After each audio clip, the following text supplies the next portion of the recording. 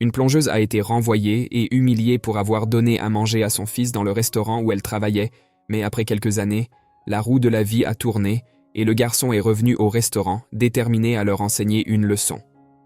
L'histoire suivante est basée sur des faits réels, mais les noms des personnages et des lieux ont été modifiés pour préserver l'identité de leurs auteurs. Si vous aimez ce type de contenu, abonnez-vous à notre chaîne. Merci. Michelle, parcourant les rues animées de la métropole, ressentait une profonde inquiétude. Dans ses pensées, elle suppliait « Mon Dieu, donne-moi la force dans cette recherche d'emploi. Je ne demande pas grand-chose, je le fais pour mon fils. Il mérite de terminer ses études. » L'environnement urbain contrastait avec la paisible maison de Michelle, située dans une banlieue remplie de petites maisons. Mais l'histoire de Michelle n'avait pas commencé ainsi. À seulement 18 ans, elle était tombée amoureuse de Henri, un homme sophistiqué issu d'une famille liée à l'agriculture. Les rêves du couple impliquaient la vision de plusieurs enfants courant dans les champs, absorbant les pratiques commerciales du père de Henri. Cependant, la trajectoire de la vie a imposé des défis, et la réalisation du rêve d'avoir des enfants semblait élusive. Le visage de Michelle affichait une expression chargée, fruit de l'anxiété liée à la recherche d'emploi et des préoccupations concernant l'avenir éducatif de son fils. En marchant, ses yeux révélaient la détermination de quelqu'un affrontant des adversités, cherchant une opportunité qui pourrait transformer le destin de sa famille. La maison dans la petite ville éloignée, saine de tranquillité, contrastait vivement avec l'agitation de la grande ville. Les plantes et les animaux autour offraient un soulagement visuel, un contrepoint à l'agitation quotidienne. La forêt qui entourait la résidence, imposante et pleine de mystères, représentait un refuge silencieux face aux préoccupations urbaines. Dans la relation avec Henri, les attentes de construire une famille nombreuse, pleine de rires d'enfants, étaient dans une impasse. L'absence d'enfants devenait un point d'interrogation dans les conversations entre le couple, et Michelle, par moments, laissait transparaître ses émotions, révélant la tristesse latente sur son visage. Affrontant les difficultés, Michelle entretenait la flamme de l'espoir et de la résilience, semblable à quelqu'un prenant soin d'une graine dans un sol aride de la jungle urbaine, attendant patiemment l'éclosion des opportunités. Au fil du temps, ils se sont soumis à des traitements coûteux et douloureux dans l'espoir de concevoir. Cependant, les déceptions ont entraîné des conflits intenses, alimentant des disputes et des discussions qui minaient le lien amoureux qu'ils partageaient autrefois. Henri, enveloppé d'irritation, rentrait chez lui exigeant que Michelle joue son rôle de femme et l'accusait de gaspiller de l'argent dans des traitements futiles. Chaque week-end, il se réfugiait dans le bar et en revenant aux premières heures du matin, lançait des paroles cruelles en direction de la malheureuse Michelle. « Tu es incapable, tu ne peux même pas me donner un enfant. Éloigne-toi de moi, je ne peux pas croire que je me suis marié avec une inutile. Je suis la risée de mes amis et de ma famille d'avoir épousé quelqu'un d'aussi inutile. » La pauvre femme tremblait, versant des larmes en silence. Le visage de Michelle, autrefois rayonnant d'espoir, reflétait désormais les dégâts émotionnels causés par les paroles cruelles d'Henri. Son visage, autrefois éclairé, était devenu une toile de souffrance silencieuse, révélant la douleur et la tristesse qu'elle portait en elle. Les disputes acerbes et le traitement inhumain minaient non seulement sa confiance en elle, mais aussi rongeaient l'essence de ce qui fut autrefois un mariage plein de promesses et de rêves partagés.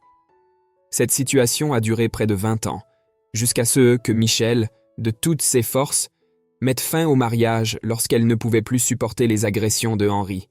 Il l'a frappée et humiliée, disant « Je vais chercher une autre femme, plusieurs qui me donneront des enfants. » La pauvre femme était dévastée.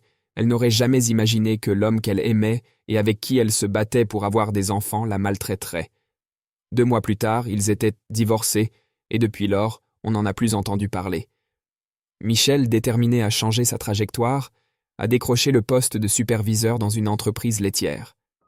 Sa performance exceptionnelle méritait une célébration, et elle avait minutieusement planifié un anniversaire à 38 ans à la campagne, avec de la délicieuse nourriture et un groupe pour animer amis et famille.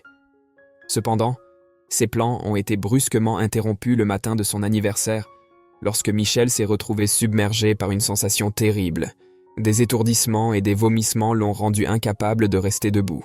Confrontée à cet imprévu, elle s'est tournée vers sa meilleure amie, Manon, qui l'a rapidement conduite à l'hôpital, abandonnant les festivités. Michel a subi une série d'analyses et d'examens, et lorsque le médecin l'a appelée pour la consultation, elle a reçu la nouvelle surprenante qu'elle était enceinte de 4 mois. La révélation l'a frappée comme un coup émotionnel, son esprit embrouillé, son corps tremblant face à cette nouvelle inattendue. La pensée dominante était « Comment est-ce possible ? Des années d'essais, de médicaments, d'interventions, et je n'ai jamais réussi.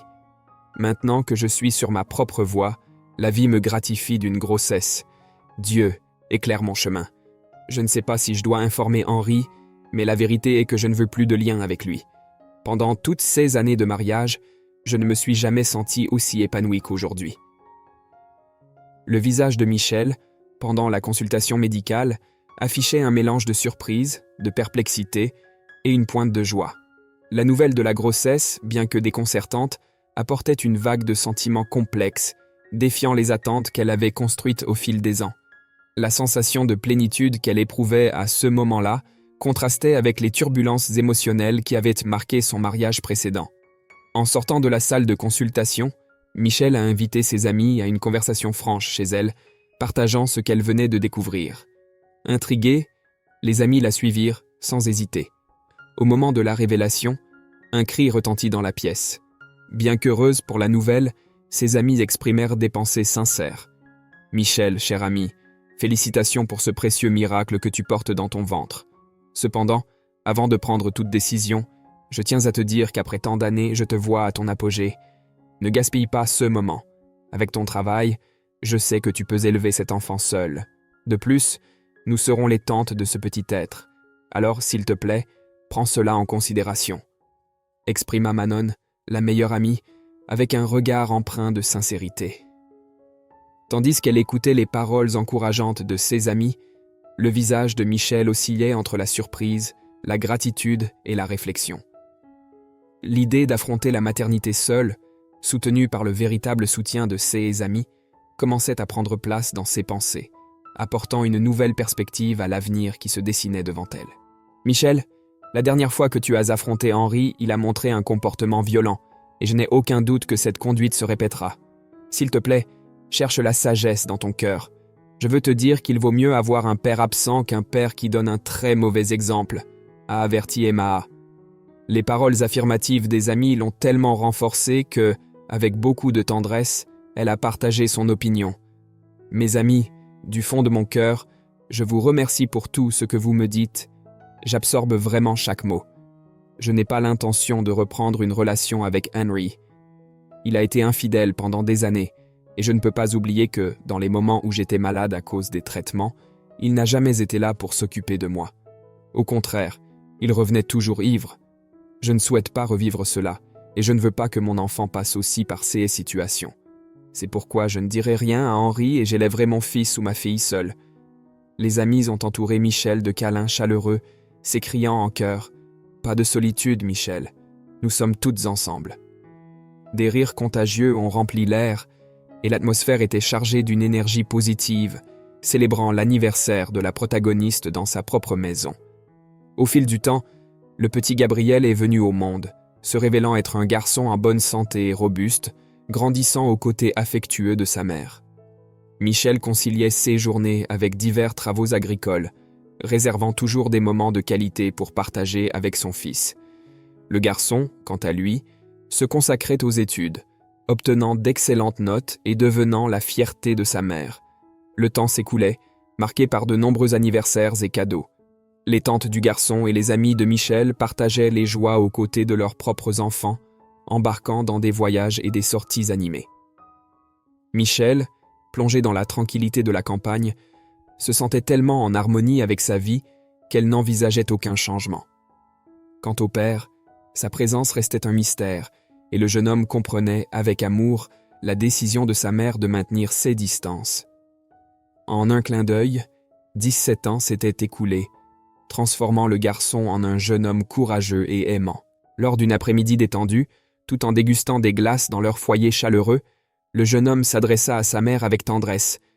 Gabriel, avec un sourire de bonheur, révéla à sa mère « Maman, l'année dernière, j'ai terminé mes études secondaires et je me sens radieux et fier de t'avoir eu à mes côtés. En tant que meilleure mère, tout au long de ce parcours. Tu sais, lors d'une des sorties en ville avec Hugo, le fils de tante Manon, j'ai eu mon premier contact avec l'université, j'ai passé un examen et, je pense à me diriger vers le domaine du marketing. Qu'en penses-tu ? Michel, réfléchissant à la nouvelle, répondit sincèrement. Mon fils, je n'y avais pas pensé. J'ai toujours imaginé que tu opterais pour quelque chose de plus technique ici dans les environs. Mais si tu as décidé d'étudier en ville, c'est très bien. Je ne peux rien faire de plus que te soutenir. Ma seule préoccupation est que tu atteignes le meilleur dans ta vie, mon éternel petit. » Les deux échangèrent un câlin serré, symbolisant cette promesse silencieuse. En l'espace de 2 mois, ils préparaient déjà leurs valises pour le déménagement tant attendu en ville. Michel a pris la décision de vendre ses propriétés, investissant dans une petite maison accueillante en milieu urbain. Pour s'adapter aux nouvelles circonstances, elle a commencé à travailler dans le secteur du nettoyage, même si sa formation et son expérience étaient ancrées dans l'agriculture. En ville, les opportunités étaient plus limitées. Même confronté à des défis financiers en raison de son emploi modeste, Michel n'a jamais laissé transparaître le moindre signe de besoin à son fils. Il était évident que Gabrielle se consacrait assidûment à ses études chaque jour, et elle préférait se concentrer sur ses efforts inlassables, offrant un soutien silencieux et inconditionnel. Le parcours académique de Gabrielle se démarquait, tout comme ses études fondamentales. Sa relation avec les enseignants était remarquable, étant reconnu comme un élève exceptionnel par tous.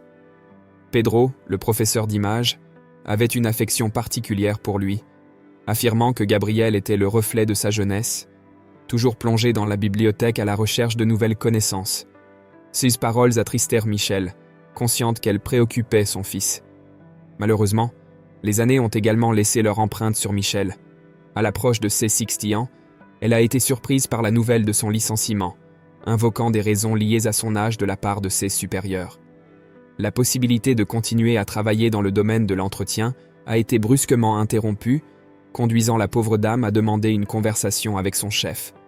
D'un ton suppliant, elle expliqua qu'elle était apte à continuer à travailler sans entrave et dépendait de son emploi. Cependant, le chef répondit avec regret, justifiant qu'il ne pouvait la maintenir en raison de son âge, la considérant comme une personne vulnérable. Abattue, la personne âgée laissa échapper quelques larmes, ressentant une sensation d'impuissance. Il était douloureux de réaliser qu'elle ne pourrait pas tenir la promesse de soutenir son fils lors de sa dernière année à l'université, surtout lorsque les coûts des études devenaient plus élevés. Elle s'assit sur un banc, pleurant silencieusement, regrettant la condition de femme âgée qui l'entourait. Avec courage, elle parcourut lentement les rues de la ville, déterminée à trouver une opportunité d'emploi. Cependant, la dure réalité était évidente. Trouver un emploi à son âge était une tâche ardue. Aux entretiens, on lui disait qu'elle ne répondait pas aux attentes, suggérant d'autres postes ou la phrase classique « Nous vous rappellerons », repoussant ses espoirs. La désillusion et le désespoir la rendaient frustrée, loin de ceux qu'elle avait imaginés. En marchant, ses pensées se tournaient inlassablement vers Gabriel, son fils, et sa prochaine remise de diplôme. Elle envisagea de demander de l'aide à Henri pour Gabriel, mais la crainte d'être humiliée et la préoccupation pour la dignité de son fils la firent hésiter. Des heures s'étaient écoulées jusqu'à ce qu'épuisée, elle atteigne un restaurant. Avec courage, elle demanda s'il y avait un poste disponible. Malgré son expérience antérieure dans le nettoyage, elle était prête à s'adapter à n'importe quelle fonction. Le propriétaire, montrant de l'intérêt, profita de la situation de la personne âgée, l'embauchant pour laver la vaisselle, nettoyer les toilettes et répondre aux besoins, proposant un salaire bien en dessous de ce qui serait équitable. Face au manque d'options, elle accepta la proposition sans hésiter. Au début, elle était traitée avec un certain respect, mais après 1 mois et demi, le propriétaire du restaurant changea radicalement d'attitude. Il la menaçait constamment de la renvoyer, demandait des heures supplémentaires sans compensation financière et l'humiliait en lavant la vaisselle, proférant des paroles telles que « Dépêche-toi, vieille, c'est pour ça que je te paie. C'est le problème d'embaucher des gens incapables. » Malgré les humiliations, la femme continuait son travail la tête baissée. Lorsqu'elle prenait en charge le service aux tables, les clients exprimaient leur gratitude par des pourboires généreux. Cependant, en découvrant cette pratique, le propriétaire du restaurant retirait l'argent, arguant que c'était la propriété de l'entreprise et qu'elle n'était qu'une employée, recevant son salaire sans droit de conserver ses valeurs supplémentaires. Cette attitude injuste ne faisait qu'accentuer le fardeau que la personne âgée portait quotidiennement. Au cœur de la personne âgée battait un amour inébranlable pour son fils. En entrant chez elle, des larmes coulaient, conséquence des humiliations qu'elle subissait quotidiennement. Mélancoliquement, elle retirait quelques portions restantes du restaurant de son sac, les réchauffant avec dévouement pour nourrir son fils à son retour des études. Avant même d'entendre les pas du jeune homme s'approcher, elle transformait rapidement son expression, préparait le repas et s'enquérait de sa journée. Il partageait les grandeurs de son apprentissage quotidien, et elle écoutait avec joie. Sans être conscient des difficultés alimentaires, le jeune homme faisait part à sa mère de son désir de l'accompagner au restaurant pendant 16 heures de travail. La personne âgée, quelque peu surprise, répliqua avec tendresse « Ah, bien sûr, mon Gabriel, ce serait merveilleux, bien que je sache que ce n'est pas indispensable, mon cher fils. » Insistant, le jeune homme continua « C'est nécessaire, maman. Je t'aime tellement, et ce que je veux le plus, c'est être à tes côtés pour que tu ne m'oublies jamais. » Tous deux partagèrent des rires joyeux. Les jours suivants, Gabriel apparaissait ponctuellement au restaurant pendant le déjeuner. En le voyant, la personne âgée préparait 2 repas avec des restes pour elle et son fils, suggérant qu'il se retire dans un coin plus discret. Interrogé sur la raison de la discrétion, le jeune homme reçut une réponse évasive de la personne âgée. « Je ne veux simplement pas être dérangé.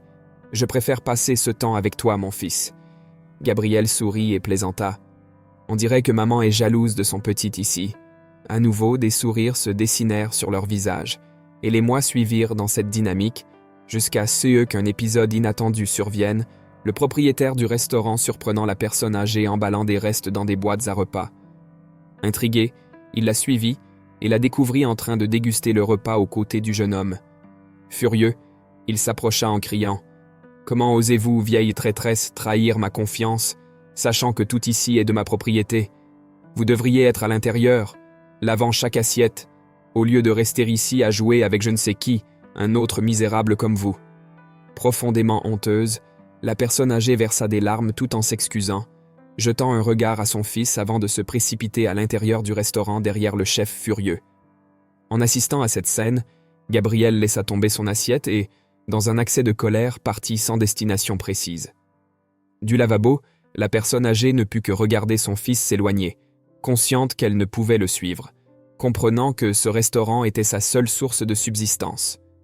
Le jeune homme courut avec le cœur battant jusqu'à arriver à un parc, où il s'effondra en larmes. Après une demi-heure, Angela apparut et s'assit à côté de son fils, s'informant de son état. Ému, le jeune homme exprima qu'elle ne devrait pas tolérer un tel traitement, à quoi la personne âgée répondit « Gabriel, mon fils, je m'excuse de te faire affronter une telle humiliation. Je ne voulais pas que tu assistes à cela, mais ta priorité doit être tes études. Oublie cela. Laisse-moi trouver un nouveau travail. Bien que je sois licencié maintenant, je crois que j'en trouverai un autre. Arrête de pleurer, mon cher. Cela aussi passera. » Maman, comment puis-je oublier ce que j'ai vu quand cela a déchiré mon cœur? Je ne peux pas simplement ignorer que vous avez subi une telle injustice à cause de moi, et je me sens idiot de ne pas avoir compris avant. Je vais arrêter d'étudier, maman. Je consacrerai mon temps à te procurer le meilleur, car je t'aime. Je valorise chaque sacrifice que tu fais pour moi, et je comprends que ta renonciation a été élevée en abandonnant tes traditions, ta ville et ta stabilité pour t'aventurer avec moi ici. J'ai été un fils négligent. Je te demande pardon, s'il te plaît, maman. Tout. Ce que je suis te le dois, confia Gabriel entre des larmes. La mère, irritée par les paroles de son fils, répliqua « Gabriel, CES seront les dernières paroles de cette conversation. Je ne tolérerai pas ce que tu me dis. Depuis le moment où tu es né, j'ai su que tu serais spécial, car je t'ai conçu comme un véritable miracle. J'ai aussi prévu que t'élever serait un défi. Si les changements que nous avons traversés n'ont pas été comme je l'avais idéalisé, c'est bien. J'ai accepté parce que je t'aime et je crois en toi en tant qu'homme courageux qui ira de l'avant, à la fois pour lui-même et par l'amour qu'il nourrit pour moi, sa mère. Alors, essuie ses larmes et va étudier. Laisse-moi ici, je m'occuperai de tout. » La scène émouvante dans le parc n'échappa pas à l'attention de Pedro, le professeur universitaire de Gabriel, qui s'approcha pour le réconforter. Il affirma que la mère avait raison et que la pire décision que Gabriel pouvait prendre serait d'abandonner ses études alors qu'il était si proche de conclure son parcours académique. Le lendemain, le jeune homme fut convoqué à une réunion au bureau du développement et du bien-être, où une bourse complète pour le reste de ses études lui fut offerte, ainsi qu'une généreuse réduction sur ses frais de scolarité, tout au nom du professeur Pedro. Reconnaissant pour cette opportunité, Gabriel accepta l'offre, s'engageant à se dédier au maximum en l'honneur de sa mère. Tout en plongeant dans les études, Gabriel partageait son temps entre les cours et une participation active dans divers projets audiovisuels. Ce parcours, salué par son professeur, ne contribuait pas seulement à sa formation, mais rapportait également des paiements qui contribuaient à maintenir les factures de sa maison à jour. Le visage toujours expressif de Gabriel témoignait de la détermination qui le guidait dans ce tourbillon d'activités. En obtenant son diplôme, Gabriel a investi courageusement dans une modeste entreprise de marketing, se consacrant corps et âme à la gestion des marques sous sa responsabilité. L'esprit d'entreprise qui l'a toujours entouré a pris forme lorsqu'il a obtenu un prêt généreux. Avec ce capital, il a acquis un terrain stratégiquement situé en face du restaurant où sa mère, une femme au visage serein, occupait le poste de laveuse de vaisselle. Il a alors décidé d'ouvrir les portes de son propre restaurant, que Michel, sa mère, a commencé à gérer avec maîtrise. L'ambiance, marquée par des tons chaleureux et des arômes accueillants, reflétait non seulement une expérience gastronomique, mais la concrétisation d'un rêve. Alors que Gabriel, avec son regard perspicace, élaborait des stratégies et des innovations, Michel, avec son expression toujours sereine, appliquait des politiques de salaires équitables et offrait des opportunités de travail inclusives, spécialement axées sur les personnes âgées. C'était un endroit où les employés, quel que soit leur âge, trouvaient un environnement accueillant pour prospérer. La montée en puissance du restaurant, un succès palpable, a suscité des regards envieux, surtout de l'ancien chef de Michel. Cependant, face à la compétence évidente de la mère et du fils, l'ancien chef n'a eu d'autre choix que de vendre son propre établissement à Michel. Le visage de Michel, maintenant marqué par la fierté et la satisfaction, contrastait avec l'envie qui planait sur d'autres entrepreneurs de la région. Lors de l'inauguration grandiose du restaurant, Gabriel, le lien fort entre le passé et le présent, prit la parole. Ses yeux brillaient en embrassant Michel, sa mère, la remerciant pour toutes les batailles remportées. Dans ces mots d'ouverture, il célébrait non seulement les réalisations du présent, mais anticipait avec confiance ce que l'avenir réservait encore, tout cela grâce à l'effort inlassable de sa véritable inspiration, sa mère, son ange sur terre.